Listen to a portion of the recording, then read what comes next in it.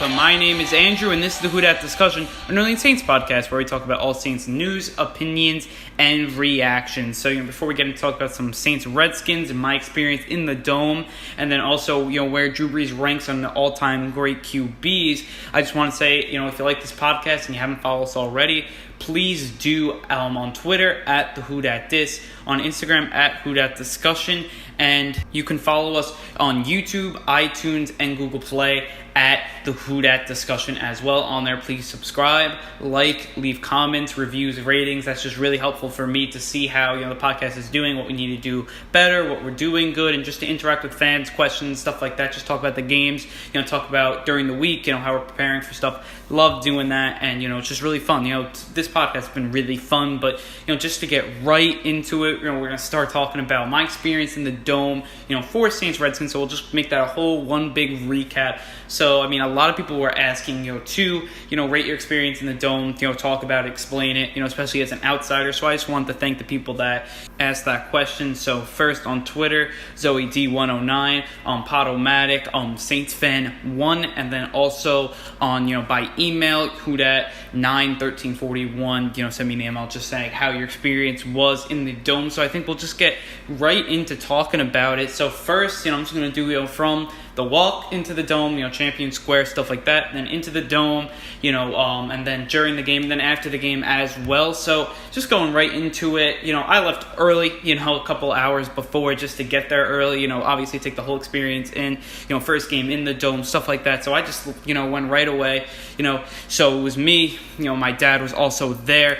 So I feel like, we actually, because he's not a Saints fan, so, I was obviously explaining to him about the Saints, stuff like that. He's actually a Dolphins fan, but, obviously he knows he's a big football fan, but just didn't know, all the players.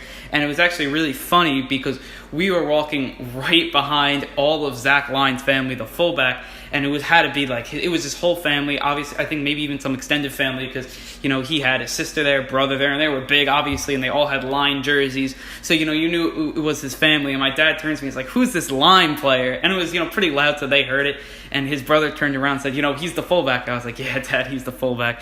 So, that was just a really funny moment. We walked them basically the whole way. They had straight off, they went into, obviously, I guess, the special entrance so they can, meet with Zach and stuff like that. But, just to say that it was, kind of funny that was his family there right in front of us. And we got to walk basically the whole way with them. We started talking with them. So that was obviously really, really cool there. So, you never know who you're going to meet on your walk up the Dome. Just honestly, it's obviously a great walk just because, in New York, there are no stadiums in walking distance. So to think that, a ton of the fans walk to the game, you definitely see it. So, to be able to do that's obviously really, really cool. The whole atmosphere, a lot of music playing and everything. And then the whole thing, with Champion Square, which I thought was actually just really cool. Number one, just around the Dome, they have a lot of restaurants, stuff like that. Grabbed a bite to eat.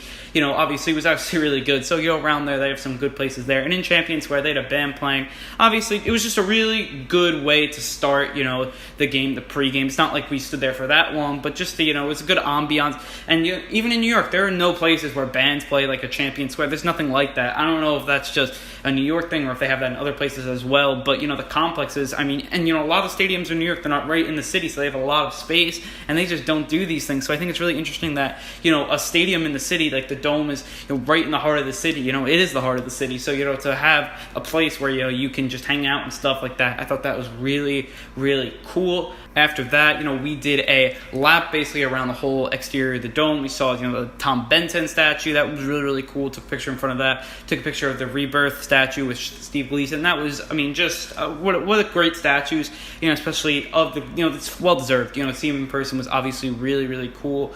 Just basically all around the Dome, it was definitely a great ambiance around it, with the music playing. You have all the great statues. Good food. So I think all of that is obviously really, really good there. Also, some great pictures, of the Dome, standing back with the sign. That's obviously really, really good, iconic picture for first-timers. So I feel like that it was a great experience outside, but then it was time to go inside. And, we went through right away. We went very early, so there wasn't a line or anything. The electronic tickets, I guess they're all electronic now, so that's obviously pretty cool, unless you have the season tickets. So that's obviously good. It made everything painless. It wasn't a problem. And, where we went in, we were very close to our seats. We just checked out where the seats were. And, the towels they bring, I didn't realize. I thought they would just give them at the entrance. They leave them on your seat, and I think that's such a personalized effect. In New York, you would never have something like that, but, in this, city, it's so personal. personalized and stuff like that. Just to have that on your, on your chair is just, it's on your seat. It's just amazing to me, to think about. It's just a nice personalized, thing. So, we went to our seats a little bit, took some, cool pictures of the players warming up. That was obviously really cool. You're so close also. It's just the intimacy of the stadium is so awesome. I think that's also, you got to look at that. And I just found that out before the game. Right when you're walking, it's very intimate with the field and, the fans and everything. It's just very intimate with the whole experience on the football field. So I thought that was really cool. Also, our seats were right next to the team shop. So we went in the team shop, and also kind of an interesting thing that, in the shop, there was a lot of some merchandise that you can't really get online, or I guess it's just a stadium thing. So, that was really cool just to have a certain amount of stuff that's just, sold in the stadium. I thought that was really, really cool too. Gives them, a reason for people to come, to the pro shop just, besides, I'm only going to be here once and get something. I did get, a couple of things just say, as a Saints fan, bought something in the, Superdome and something in New Orleans. I thought that was just, that for me, that was one of the things I wanted to do. But, really after that, by the time all that happened, and then when it was about game time, 7:15 start, and I gotta say, before it started to fill up and everyone was in their seats right when, everyone was getting announced into the game. That's also, it was full basically when that happened, and that doesn't happen in stadiums either. Usually, you see everything fill up really after, even after kickoff sometimes it really fills up, but everyone was in their seats before, they introduced all the players. And then that was just a great experience. They brought all the lights down, which obviously you can't do in some football stadiums because, in the middle of day. And, the way they did that with the lights and everything, they had some Saints banners there. It was just really, really cool. They shoot fireworks up, the players run out, and then they do player by player for all the starters. That experience is just next to none. Just start the game, gets you so pumped for the game. And then you see the Drew Brees where he, pumps the whole team up. Seeing that, in person in the home stadiums, obviously really, really cool. And then after that, they did a little interview with, Devery Henderson. They said the national anthem. And then after that, Devery Henderson, who caught the Drew Brees pass to pass, Johnny Unitas. He was there, and he led the Who Dat chant there. So that was really, really cool. He did a good job at that. And the stadium just got so loud at that point. Just that, for an opposing player, that must be so daunting because you're not just facing the team. You're also facing the 70,000 people in unison yelling, Who Dat, Who Dat, Who Dat, saying, gonna beat them Saints. And to hear that, that's, to me, if I was the opposing player, I'd be like, wow, you're not just going up against the team, not the 56 players, all the coaches. You're going up against the whole city. And, just after that, I finally noticed that fully. You see it fully. And you know that right when you enter the stadium. And you see that everyone has, something in common, going into the game. Obviously, being a Saints fan, if you're not even from the city like I was, or, you're from the suburbs in New Orleans, or you're from, the city, you're season ticket holder, you're here for your first time. Everyone, you felt like all of one, and sometimes, fans cannot, feel that, and that just doesn't always happen. New York fan base, they're a great fan base. Look, I'm, big Knicks and Mets fan, and they're great fan bases, but it's just completely different. The way these fans get behind your players, it's you never see anything like that. Obviously I'll get more of that when Brees broke the record and, how it was in the stadium there. But, basically after everything happened, Henderson leaves the, Who Dat chant, it's time for kickoff. They start playing stand up and get crunk, but, then, the game started and, the Saints, they won the toss, deferred, and then that defense, they came out and they were ready to win this for Drew, for, the fans and everything. You came out, it was like the first play, P.J. Williams set the tone, had a really nice hit. Obviously, we'll get into our grades later, but, that to me, that just set the tone. The crowd started to get fired up. Alex Smith and, they went 3 and out, punted it away. Right to Drew Brees. We had, a legal contact play that gave the Saints the first down 5 yards. And then after that, basically after that little start and that we got the flag, would have been 3 and out. It wasn't. Then Brees was just ready to go. Ingram brought him down to the 2. Stadium was electric, and then Ingram runs in the touchdown in his first game back from suspension. That's what you want to see. What a thing there. The dome went crazy. And that's when you knew that this was going to be, the game that it was going to be not maybe a blowout, but the Saints were going to win this for Drew. And you saw through the 2 series, just took 2 series, one for the Redskins, one for the Saints. and this team was winning this game, and it didn't matter how it was going to happen. Redskins, they score field goals, but we were scoring touchdowns. I told that to the person in front of me, we're scoring touchdowns, they score field goals, it's all good. And then, that was obviously a big thing. That's what happened. I think we were up at one point 20-6 because we, missed one extra point. But I feel like that's the way it went. Brees had a touchdown to Josh Hill, got that on video. That was obviously really cool. Where I was sitting, it was like near one end zone. So, I had some really nice videos of just, touchdowns. That was really cool. The Brees touchdown, that was just amazing to see there. So that was obviously really good things about the seats. Another thing about the Superdome, number one, every seat, it looks like it's a good seat. Every seat's a good seat. I guess it's just because it's in dome and everything's intimate. So that was obviously really cool. Even the upper deck, it stretches pretty far down. The upper deck is not that high compared to other stadiums like MetLife Stadium or stadiums like Yankee Stadium or Citi Field in New York. It's nothing like that. Everything is so close, intimate feel, and you feel like you're into the game. So I feel like that's really cool, and just how loud the stadium got. Even that wasn't even the loudest it got. But in that first series on third down, it was just amazing. It's surreal, when you're listening to that, all the noise and you're making noise, everyone around you is making noise. And you see Alex Smith flustered, and that just makes you get louder. Flags if those happened. There was one false start penalty in the beginning of the game, and you just knew that it was the fans that were doing it. As much as the players played great, and you got to give it to them, the fans did that, and that's what they can do. And it felt like they're the 12th man. They're part of this team just as much as everyone else is. The fans are a huge part in this dome, and I definitely see that, right when you step in that stadium.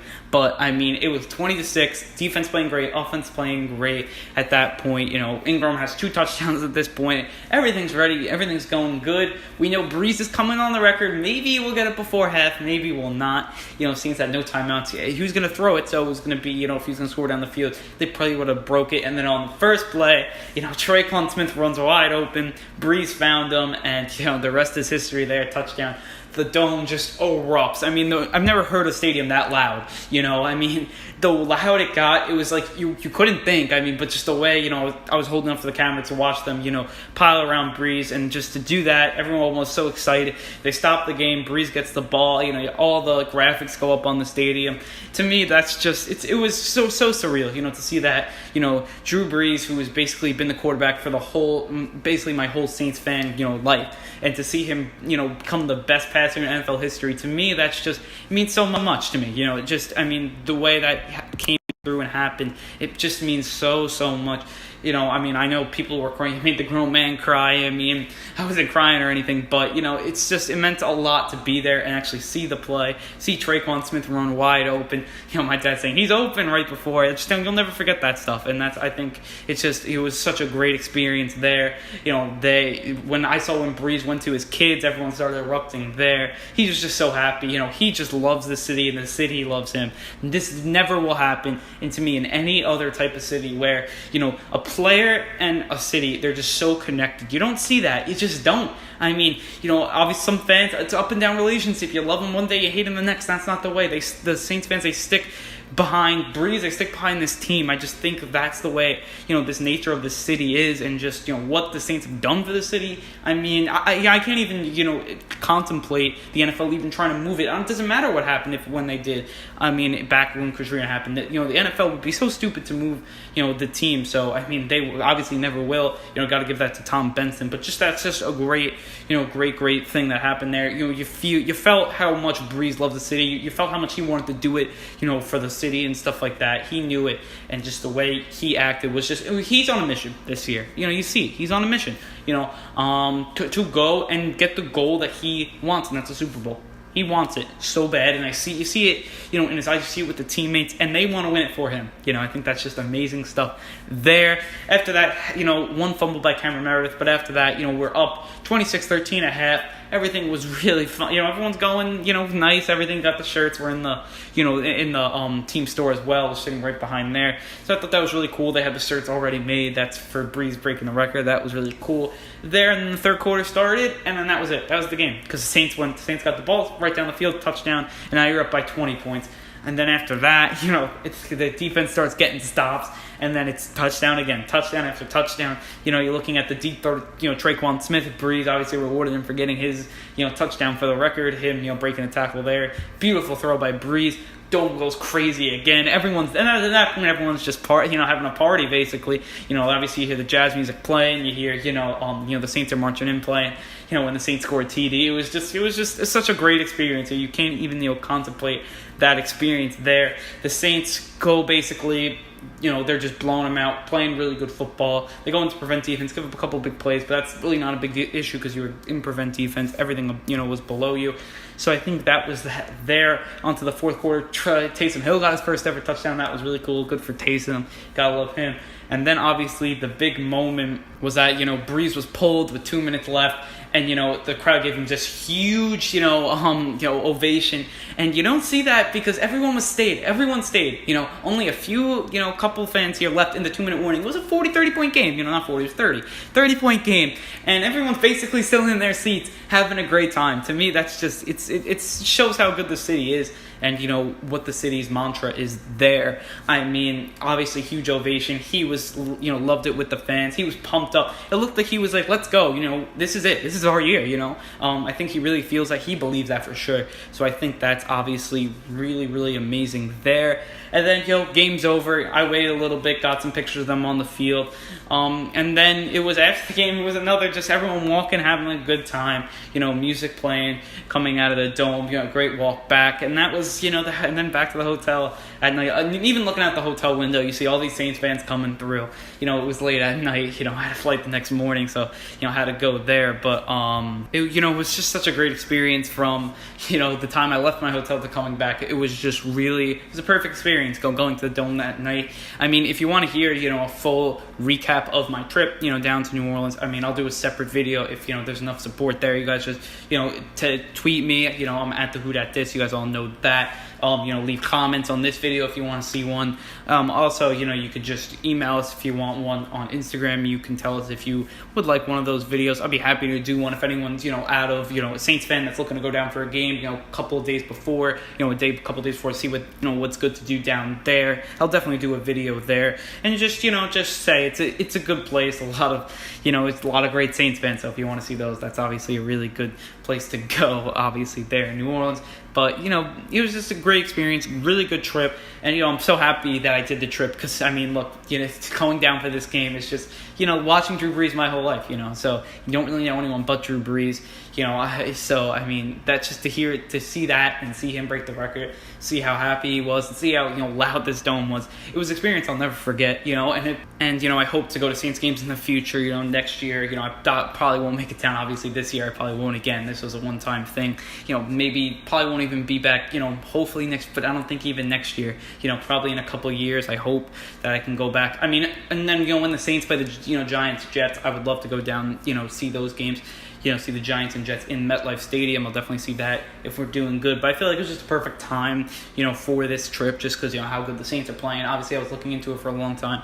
The Saints are playing really good. This is really our, team to win, now. So I feel like it was a good way to get the first dome experience. And it was probably, I mean, I've been to one World Series game with the Mets. I mean, they did lose the game, but, going to that was obviously amazing pandemonium there. I think that was, this game was right with that, and you wouldn't think that. And it really was, to see that. I mean, it was a regular season game, Monday Night Football, and Brees breaking the record. But, these fans, they bring it in every game. They're loud, and just to be in that, environment is, it's amazing. It's the best. These fans, amazing turnout, amazing trip, amazing time to the dome. I think, you can't, underestimate how, good this fan base is. I mean, it was just amazing. Showed me, doing this video right now is so much easier and happier to do because, now, your audience, more of your audience, seeing them in person, that was pretty cool too. I mean, but, it's just to see Saints fans was just awesome. Obviously, connecting with Saints fans in person there, that was really cool. But, with all that said, I think we should get right into the specifics of the game because we still would like to talk about, analyze it a little bit. And then we'll talk about Brees and where he stands to the record because there's been a lot of news saying that, maybe he's not that good as Saints fans really think he is, but we'll definitely get right into that. But first, we'll talk about the game. Just gonna go, do our group by group recap. So we'll start with QBs, and QBs, they're going to get A++++++.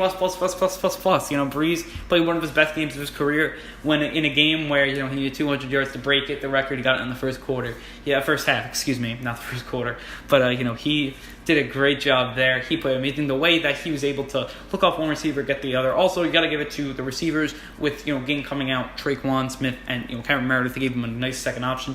But, the throws he was able to make, he had just a ton of, he'd still be able to push the ball down the field. To me, at his age, no other quarterback has done this. Him and Brady, that's it. So looking at that, it's just amazing. He played so good, and obviously to see him, play, I've only seen him only a couple times before, only one time before really. So to go to this game, see him play one of his best games of his career, it's obviously just amazing. He played really, really good there. Also, Taysom Hill was also really, really good as well. Played really. The way he was able to run the ball, still get first downs, all good stuff there. They thought his snap count would go down because Ingram was coming back, but that was not the case. He actually scored his first touchdown, so good for him there. Onto the skill position players. You got to give it to them. I'm going to give them a A-. I'm going to go A- because they weren't perfect. Kamara didn't really play that good. Mike Thomas did enough, but didn't do amazing. But Mark Ingram came back and looked amazing, was able to give a steady run in the beginning, that running game that was able to help, Brees in the passing game. That was obviously really, really good there. And got to give it, as I said earlier, to Traquan Smith and Cameron Meredith. The way they were able to, fill in for Ted Ginn, and they were better than Ted Ginn. I'd rather have, Traquan on the deep balls and, Meredith on the shorter ones than have just, Ginn doing everything. So why is that not happening? I don't know. But, Ginn just needs to step it up because when he comes back, Traquan's knocking at the door, Cameron Meredith's knocking at the door, and, to me, I want to see them two more than Ginn, the way they've played compared to how Ginn's played this whole season and how, Traquan and, Cameron Meredith played yesterday. But, I feel like this team, this group, they played extremely good. They were obviously, Brees was amazing, so that made, obviously his receivers look better. But, this group played good. Not amazing, not an A+ performance, but an A- performance, really solid job there. Offensive line, what can you say about these guys?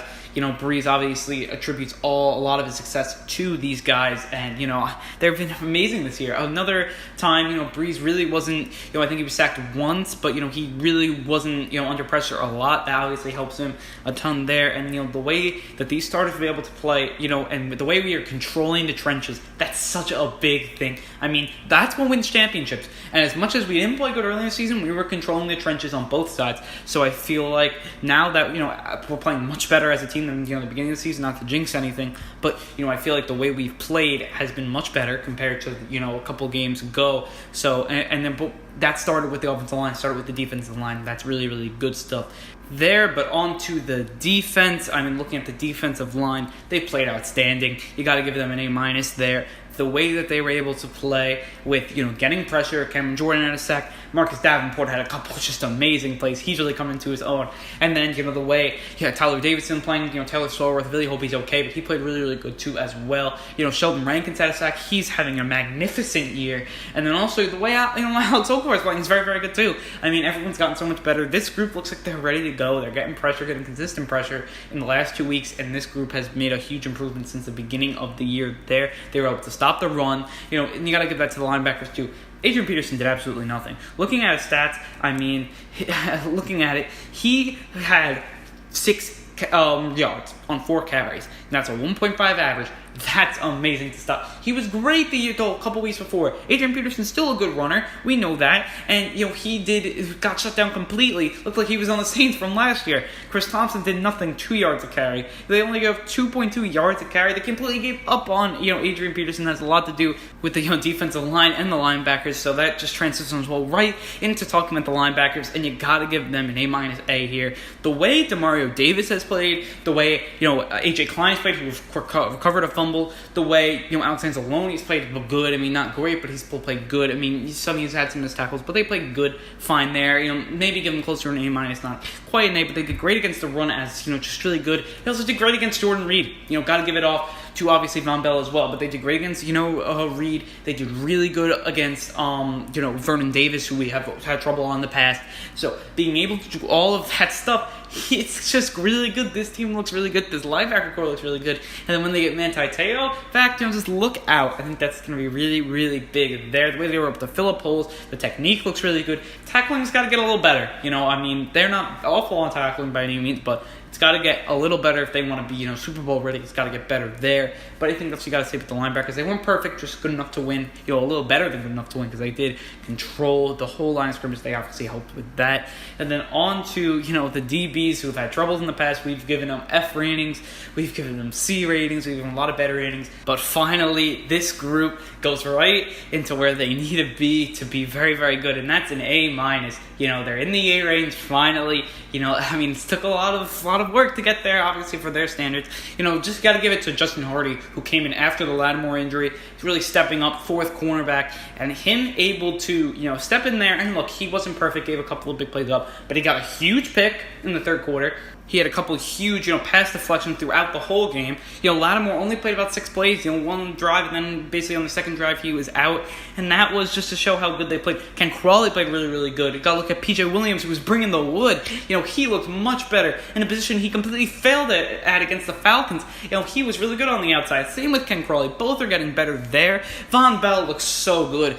He looks like the best, DB besides Marshawn Lattimore in this game. The way he was able to play, you just got to look at it, the way he was be able to defend Jordan Reed and their great tight ends. And then you also have to look at, the way he was able to, come up, stop the run on a couple plays. Really, really good job by him. He had the most tackles. He had 8 tackles and 7 solo tackles. So it wasn't just alone. He also had a pass defense, and he got a tackle for loss. He had basically filled up that stat sheet completely. Justin Hardy, as we said, played great. Kurt Coleman's still not there. I think that's the only really bad part of this defense. They play good enough to win this, DBs, and hopefully Marshawn Lattimore comes back, for it. It's a big bye week this week. Perfect time. It couldn't have come at a better time, this injury. And just this team, they got to get rested up here to play a really tough game against Baltimore. We usually play good after the bye. A lot of teams usually do. So I think this is going to be a good game for us there. But, we'll talk about that next week. We're just going to do one episode this week, one episode next week, just because, the bye week and everything. Obviously on Friday there'll be nothing really to talk about. We'll get it all covered today. But, just looking at it, I feel like, DBs played really good Monday night. And I feel like now, just take that next step. Hopefully Lattimore comes back healthy and, it's all good into the, the Ravens game, which is really big. We have a really big, tough schedule coming up. I think that's going to be, 4 straight games, really, really tough games. So I feel like got to come out of there with a really good record. And, we're playing our best football to date right now, from the start of the season. So that's obviously come at a great time. But, onto the special teams and, coaching A+. Sean Peyton, 2 weeks in a row he's found his role here, and just the way that he was able to call play after play after play, great plays, the way he used to disguise guys, with the offense. There were a couple of plays with screen passes, he runs Ingram and Kamara back both sides and just thinks it off to, Josh Hill. Josh Hill gets 20 yards. To me, that play call, look, as much as the blocking was great, the way, everyone's thinking the ball's going to Kamara or even Ingram, for it to go to Josh Hill, you're like, well, they just got me there. Same with, when Brees broke the record, that play. It was a really nice play call to get, Tre'Quan Smith that wide open. So you got to give it to Sean there. And he got his guys ready to play. Got his guys ready to play for Drew. Obviously, Drew is a big help to that too. But the way they played so great Monday night, and just they were ready to go. And you got to give that to the coaching. Coaching does a really good job there. Special teams, not much happened really. You give them around, I guess, B+, A-, because there weren't really any plays in the special teams because we never punted the ball, and we didn't really kick many extra points, field goals, stuff like that. Lutz missed one extra point, but besides that, he was good. You gotta give him, I think, a B+ for missing an extra point. Can't have that later in the season, but obviously good to get in games like these when they're blowouts anyways. So I feel like that was a good job there. But I think that's really wraps us up for a recap of this game, and we're going to talk about basically the legacy of Drew Brees and where he stands with basically all the other quarterbacks. I just wanted to talk about it quick because I'm hearing guys like MJD, Max Kellerman, and guys like these guys, and also James Jones, and they're coming here and they're talking about how Brees is not even top 5, which I guess you can make an argument with. I think he's top 5. I don't think he's top 3 just yet. I think they'll need to do a little more to get top 3, but I think he is top 5 QBs all time. I really do. I really think that. But these guys, they were saying he's not top 7. They were saying he was at the top 10 completely, and to think that and I'll put both guys' arguments up and see what everyone else thinks, because I'm going to completely disprove them, because it's starting to become a little, ridiculous and stupid here by these guys. First, Maurice Jones-Drew, he says it's not impressive of what Brees has done because he just sits in the pocket and doesn't go out of the pocket and do some crazy things. Now, I'd rather have a pocket passer than someone who runs around, gets hurt, and everything like that. Brees, everyone's saying, oh, it's because of the line.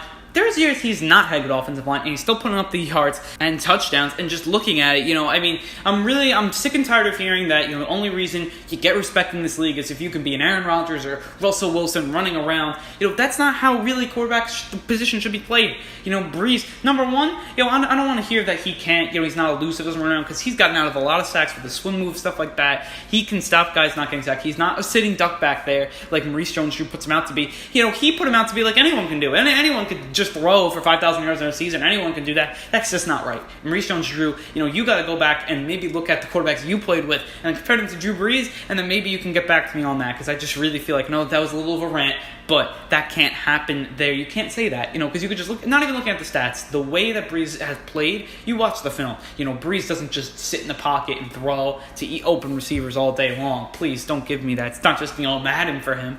And then, what Max Kellerman was saying, he was saying that quarterbacks like Troy Aikman was better, and Rodgers, and, Elway, and these players. Now, Elway's obviously really good. You can make a, good argument there. I go Brees, but, obviously a lot of people have different opinions there. But to put Troy Aikman in front of him, to put Ben Roethlisberger in front of him, to do that, even I think he put Eli Manning in front of him. Brees is not, in Eli Manning's level. He's much above Eli. Big Ben, can we even really compare them? Look how much Brees has had more yards, touchdowns. I know Big Ben, it's only, he only has 2 rings. It's not like he has 1 million. Brees, also the teams that Brees have played for. Can we, look at how many Pro Bowlers he's had compared to Big Ben? Brees has never had, a Le'Veon Bell. He's never had Antonio Brown, the defenses that he played for. Same with Eli Manning. The way his defenses, would heat up, the way that, the Giants, they got on runs like that. Brees plays with defenses that would give up 38. You can't, Brees would put up 30, and he would put 30 up, and he's put 30 up consistently in basically every playoff game. Against the Vikings, he put up 23, which, in the second half, he put up 23. You got to look at that, too. Against one of the best defenses in the NFL last year, yeah, you got to say that. That was a really, really good job by Brees and co. And look, Marcus Williams, if that play doesn't happen, we don't know what's going to happen. That's not Drew Brees' fault that play happened. Same with, Alex Smith in that last drive against the 49ers. Same with the beast mode run. Drew Brees is not his fault there, and we don't know what's going to happen in those games if those defenses held and they won those games and they went on to the next round. And it's not like he has no rings. He still has a ring, and the way he has transcended the city, no quarterback or very few quarterbacks have done. He has, since the beginning of 2006. The Saints are completely different. Now they're winners. They're winning games. Before that, they were not known as winners. They were known as the bottom tier of the league. Now with Brees and Peyton, they've brought them all the way up to one of the class, organizations of the team. And obviously, you got to give that to the front office, Mickey Loomis, Tom Benson as well. But just looking at that, that's partly Drew Brees, and the way he was able to win games, keep this team relevant when the defense was the worst defense of all time. They went 7-9.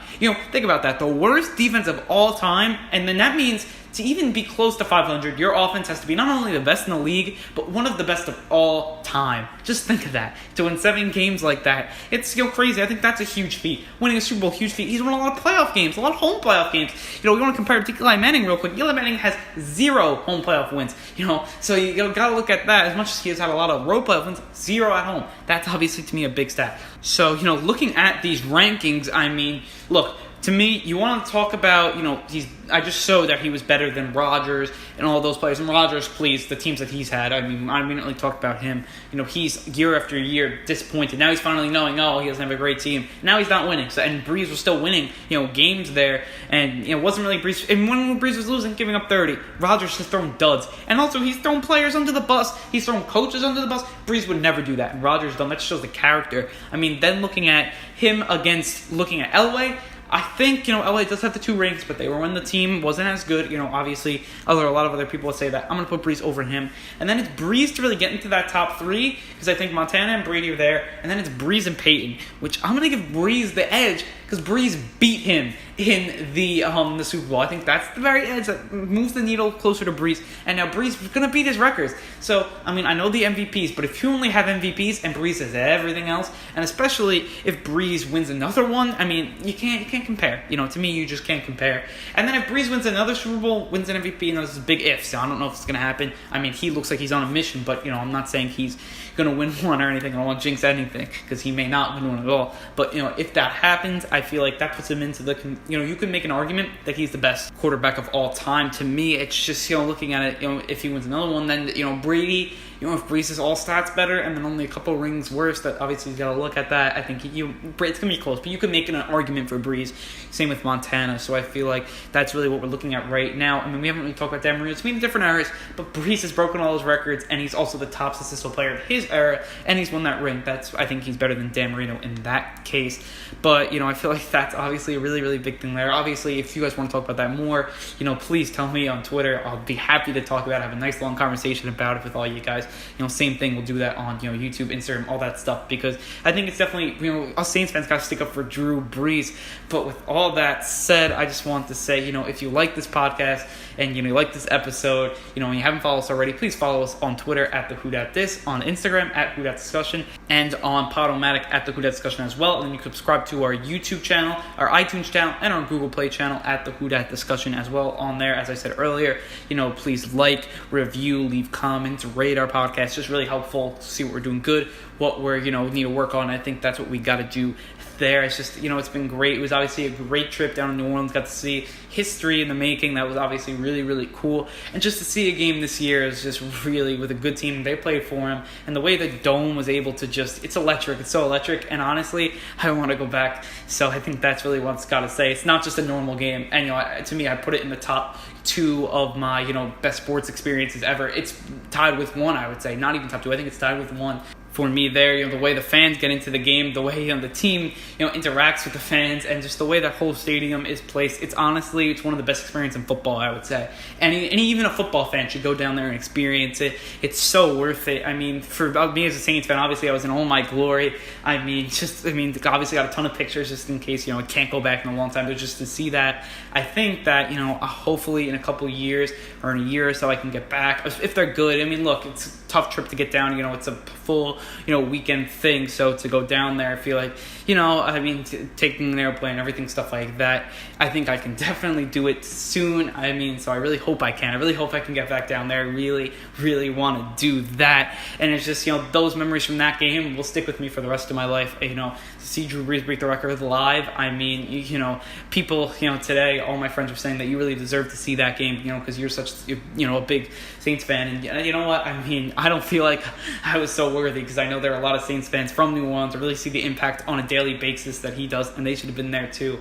So, I wish that, all Saints fans could have went to that game. Such a great experience. And I hope all Saints fans, end up going to a game. I know maybe, you can't get the tickets, stuff like that. Obviously, it's tough to get tickets and stuff like that. But I was just so blessed to go. If you're a Saints fan, try to make it out once in your life to those games. I feel like just, make that part of your bucket list. If you can ever, get the chance, take it. To me, no matter what, I think it's experience that you'll never forget as a Saints fan. So, and then also we got another win. 4-1.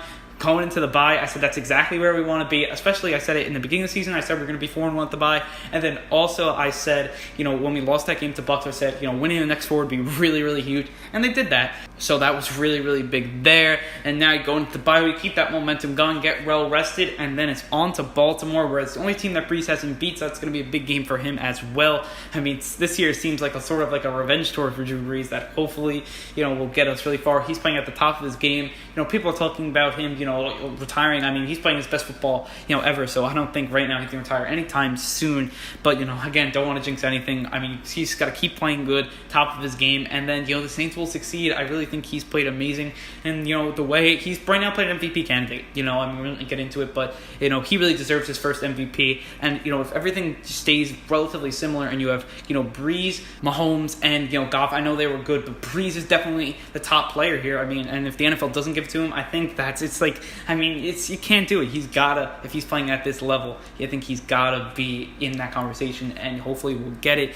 But, again, don't want to jinx anything. We're playing really good football, so I think that's all really good stuff. Look, 4-1, as I said, great record. And, looking at that, top of the NFC South, that's really big. A lot of power rankings, we're like number 3. We're the best 4-1 team, according to some experts there. But, the way this team has played over the last couple of games, they look ready as a team. They look like a family. And, I think this is a sign of a lot of good things to come. So with all that said, I wanted to say thank you, prove them right, and who dat? Hey, you are safe, yeah.